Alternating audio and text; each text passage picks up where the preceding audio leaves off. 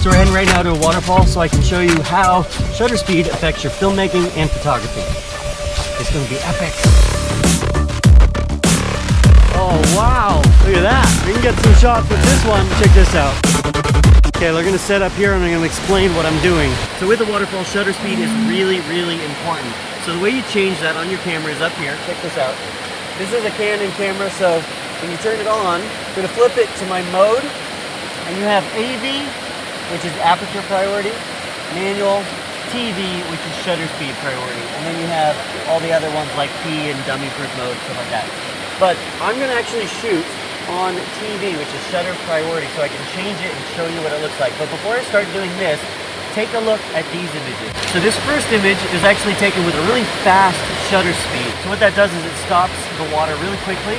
But if you contrast that to something that has a long shutter speed, and it blurs the water, it gives it a really nice, magical, kind of dreamy effect, and that's what I'm doing right now. The other thing that's really important is that you shoot on a tripod. So I'm going to take this first photo with a shutter speed of 400, 1/400th of a second, very fast. And it stops the motion of the water. Now I'm going to take it up as high as it'll go, 4 seconds, just to show you the difference.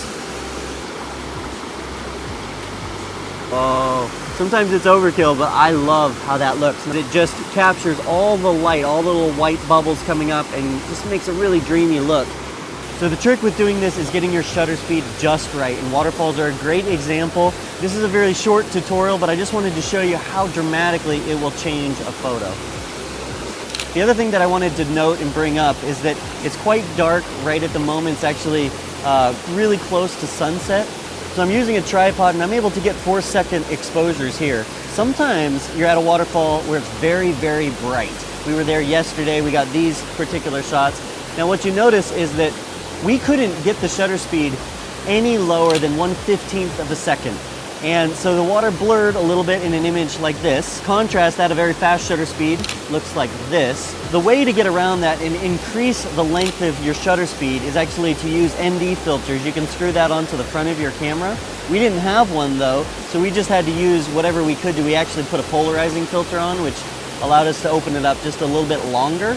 But that's just one thing to think about when you're shooting waterfalls. An ideal time is here at dusk. So good luck using your shutter speed. Jonas is taking the next video where he's going to talk about aperture and how changing your aperture will change the look of your photographs and your films. If you are a beginner photographer or filmmaker and you have a DSLR camera and you just want to know the basics of what Rob was talking about, shutter speed, but also aperture and ISO, the 3 main settings for your DSLR, we actually made this video a while back, putting the link here below. Check that out if you want to just refresh your memory a little bit and get better at your basics. Oh, and one more thing, we had this great opportunity to meet up with Jordan, who does some amazing photography. He does all kinds of light painting and things. Among other things, he's an amazing drone flyer. So how can people find out more about what you're doing, Jordan? You can visit my website at www.nocturnaldesignart.com. See you guys next week.